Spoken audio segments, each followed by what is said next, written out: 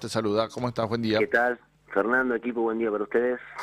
Bien, bueno, a ver, empecemos a repasar un poco la encuesta. Ayer mencionaba, la inflación sigue como la principal preocupación de los argentinos, pero hay otras que por ahí están relacionados con la inflación, pero que se van como unificando todas en una gran preocupación general, porque segundo aparece bajos salarios, tercero la inseguridad, cuarto los aumentos de tarifas, que recién hablábamos, y quinto el desempleo, ¿no? Son todos temas que tienen que ver con la economía y sus consecuencias, y me parece que se empiezan a unificar como un gran problema, ¿no? Sí, a ver, cuando hablamos de los principales problemas de los argentinos hoy, sin duda estamos hablando de problemas del orden económico. No hay que perder de vista el tema de la inflación, digo, si bien hay una disminución en el porcentual por el cual por el cual pasa la preocupación para los argentinos, que teníamos en marzo un 63% y hoy está en 49%, o sea, uno de cada dos argentinos tiene como principal preocupación la inflación.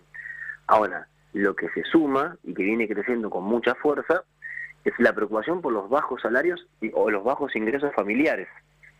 Una preocupación que cuando uno analiza o profundiza un poco más, tiene una relación directa con la inflación. Porque ¿qué nos dicen las personas o los encuestados El mis salario no me ingresos, alcanza, claro. mis ingresos no le ganan a la inflación. Entonces, si los ingresos no te alcanzan para llegar al fin de mes, bueno, se convierte de a poquito en un problema grave. Fíjate cómo ya superó a la preocupación de la inseguridad, un tema que siempre está en el orden del primero o el segundo en la Argentina, digo, más allá gobierne quien gobierne, por lo menos en los últimos 10 años, y después empiezan a aparecer otros dos ítems relacionados a lo económico que son muy preocupantes. El aumento de tarifas, los impuestos, gas, luz, agua, que viene golpeando muy fuerte, es la principal preocupación junto con el valor de los alimentos de los hogares. Y después aparece el desempleo, que el desempleo viene en crecimiento, pegó un salto enorme de diciembre a esta parte, donde en Ajá. diciembre lo tenemos Ahí ubicado. estamos viendo las flechas, ¿no? Cómo va estos problemas, está en ascenso. Claro, en marzo estaba en 18%, hoy está en 25%, pero si hacemos más atrás, hacia diciembre, en diciembre estaba por debajo del 10%, estaba entre el 7 y el 8%. Bueno, problemas graves que tienen un punto importante, si querés, en relación a la narrativa que quiere llevar ante el gobierno, diciendo que los salarios le ganan a la inflación. Bueno, cuando uno lo contrasta con la realidad, la inflación es un problema central, se suman más problemas, que es, no me alcanza la guita para llegar a fin de mes, los ingresos que tienen las familias son bajos y están perdiendo contra la inflación y están perdiendo contra el mes, porque hay un tema muy importante que es, hoy las familias pasan de tratar de llegar a fin de mes para tratar de llegar al día. Claro. Lo que pasa es que, claro, el gobierno sigue diciendo que los salarios le están ganando a la inflación. Para empezar, que habla de los salarios en blanco, ¿no? Pero además que, bueno, ya quedó demostrado que en realidad lo que están diciendo es porque uno ahora recibe el aumento de la inflación de hace 2 meses, ponele, ¿no? Que fue. Y claro, como la inflación está descendiendo un poquito, entonces te dice, no, le ganaste el. Pero a mí me están Claro. aumentando lo de hace 2 meses, no me están aumentando lo que fue el último No, y mes. aparte el tarifazo hoy va a repercutir directo en la inflación también. Claro. No, pero eso no hay ningún tipo de duda. Digo, si el gobierno quiere seguir diciendo que los salarios le ganan a la inflación, que lo siga diciendo. Digo, es algo muy similar a lo que pasaba con el gobierno de Mauricio Macri, cuando comentaba una realidad y la efectiva era otra. Después tiene un castigo muy fuerte eso respecto a lo electoral. Digo, estamos trabajando todos los meses en grupos focales como tanto de Javier Milei, donde te dice que la principal preocupación es esto, es que no alcanza la plata, que no le pueden ganar la inflación y que los bajos salarios es el drama hoy de las familias argentinas. También hay que tener en cuenta que el votante de ese 30% de Javier Milei no son en mayoría trabajadores registrados, sino son en mayoría trabajadores de la informalidad, donde esto golpea aún más fuerte. Claro. ¿Y ahí cómo está la imagen del presidente en los sectores Bueno, populares? la imagen del presidente está en caída, digo, eso no hay duda, según nuestros estudios, tercer mes consecutivo que está en caída. La caída hoy sigue siendo lenta, digo, sigue habiendo una aceptación del presidente, si querés, alta en relación a el ajuste que está llevando. Hoy lo tenemos en 46 puntos de imagen positiva a nivel nacional, con 49,5 de negativa, o sea, diferencial negativo, un negativo de casi 50 puntos. La gestión también valorada de forma negativa, un poquito más abajo, 45,8 de positiva y 48,7 de negativa. Pero lo que cae más fuerte son las expectativas. Ahí está el derrumbe por ahí del el relato o la narrativa del gobierno de Javier Milei. A ver, vamos al tercer recuadro, ahí están pasando, volví un poquito para arriba, que es cómo cree que estará la economía de su hogar en los próximos meses. Y ahí veo que lo que se ve en este recuadro, que hay un 52,1 de respuestas negativas o pesimistas y un 30,1 de respuestas optimistas, ¿no? O sea, y esto es progresivo, es cada vez más la gente que tiene una mirada pesimista sobre el futuro, ¿no? Claro, vos pensás que pasamos de que en junio el 44% creía que iba a estar peor, y ahora el 52%, un salto de 6 puntos en solo 3 meses de los que creen que van a estar peor. Solo el 30% cree que va a estar mejor y vienen caídas sostenidas. Digo, acá hay un problema, bueno, el gobierno seguramente no quiere ni atender esas alarmas, digo, por ahí no le interesa, pero acá hay un problema que se vuelve central porque lo que hoy motoriza el gobierno sobre todo es lo simbólico. O sea, nosotros decimos que hay abundancia de lo simbólico y escasez de lo material.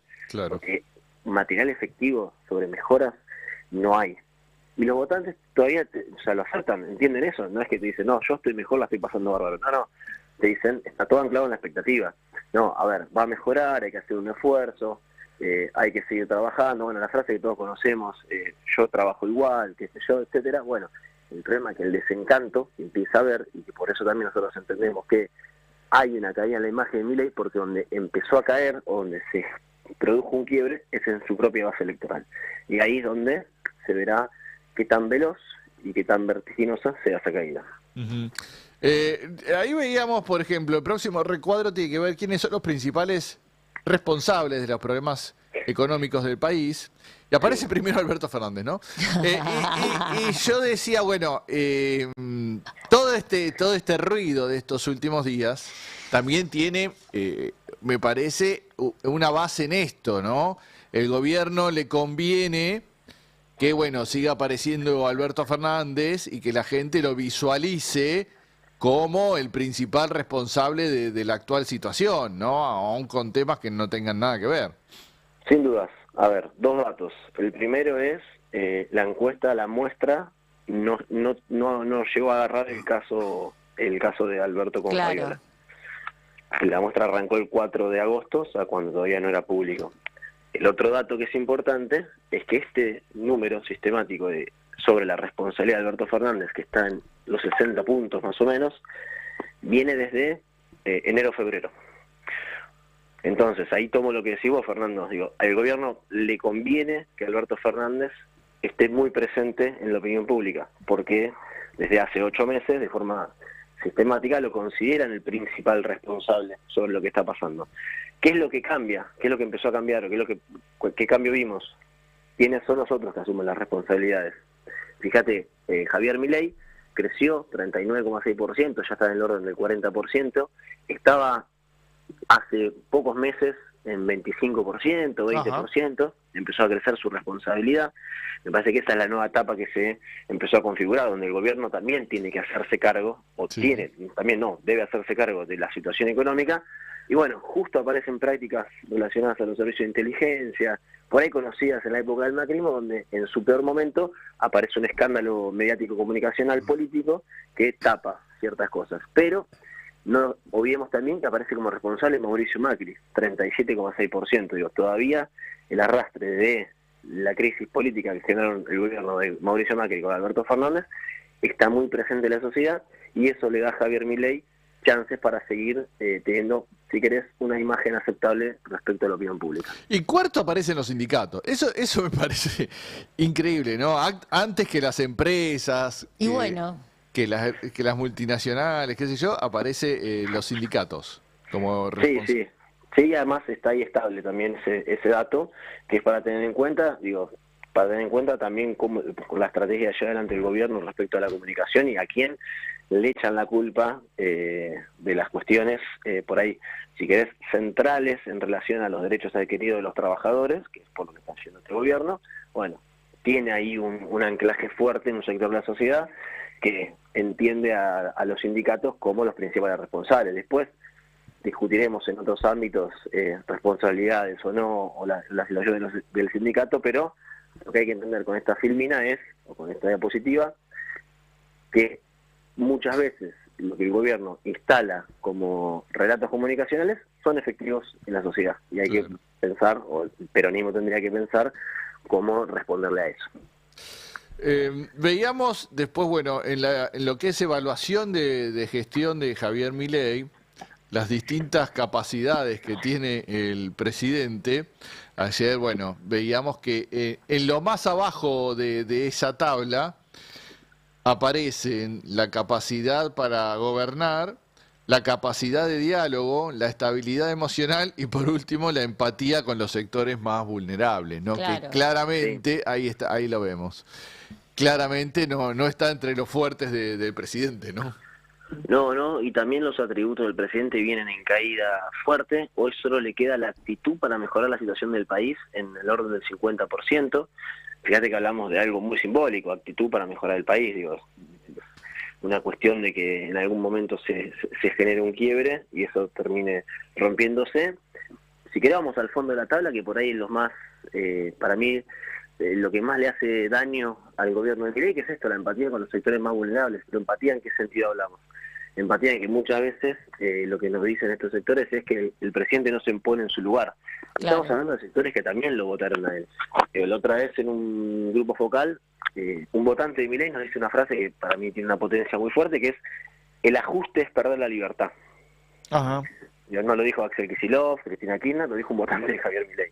Bueno, ¿qué es la libertad de qué? La libertad de que tengo que trabajar más, la plata no me alcanza y tengo menos tiempo para disfrutar de mi familia. Claro. Bueno, esas libertades que por ahí para algunos parecen pequeñeces, bueno, para un sector de la sociedad es muy importante. Digo, la libertad de poder pasar tiempo recreativo con su familia, con sus hijos, la libertad de poder comprarle un helado a su hijo, que hoy no la tienen, porque la plata no alcanza. Estás todo el Después, tiempo restringiéndote. exactamente, todo el tiempo restringiéndose, todo el tiempo perdiendo libertad, porque la política económica del gobierno de Javier Milei les achica la capacidad de poder tener esas decisiones que antes podía llegar a tener, como salir a pasear, irse un fin de semana, poder hacerle un regalo, un presente a un hijo. Ahora, la empatía también sobre qué, sobre quienes hacen el mayor esfuerzo. ¿Qué nos dicen también los votantes de Milei? El mayor esfuerzo lo hacemos los que menos tenemos, y Claro. los que más tienen hacen el menor esfuerzo. Bueno. Ahí hay cuestiones nodales que son importantes de tratar de escuchar, tratar de entender y saber qué poder decirle a estos sectores que ya están decepcionados o defraudados con el gobierno de Javier Milei, pero no encuentran del otro lado quién los representa. Hugo le quería hacer una pregunta. Sí, ¿qué tal, Santiago? Leí que anteayer estuviste participando en un debate en la Facultad de Ciencias Sociales con otras dos consultoras, con el Sí. título de...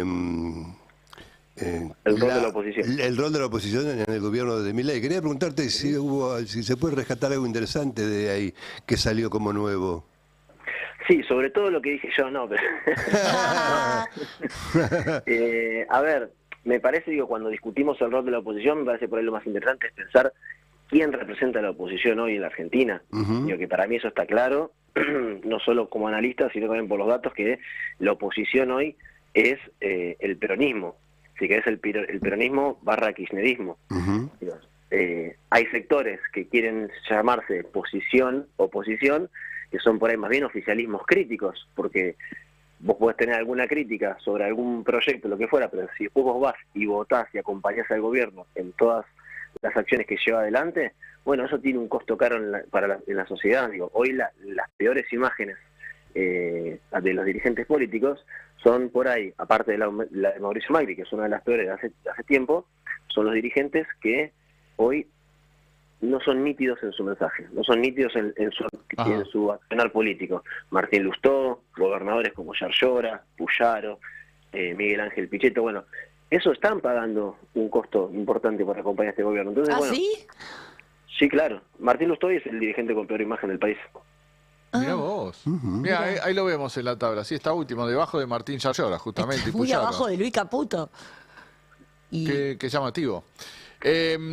Ahora, Claro, porque son opositores, no son oficialistas ni son opositores, están ahí en el medio, Claro, no se pero termina- acompañan al oficialismo, pero Sí, nosotros decimos que hacen política del tero. Gritan una cosa y Claro, después votan otra. bueno, el otro. total, sí. Y por último te preguntamos, bueno, lo comentaba yo al inicio del programa, cuando hablan de los principales referentes de la oposición, nítidamente aparece Axel Kicillof como el dirigente opositor más visualizado por la gente, ¿no?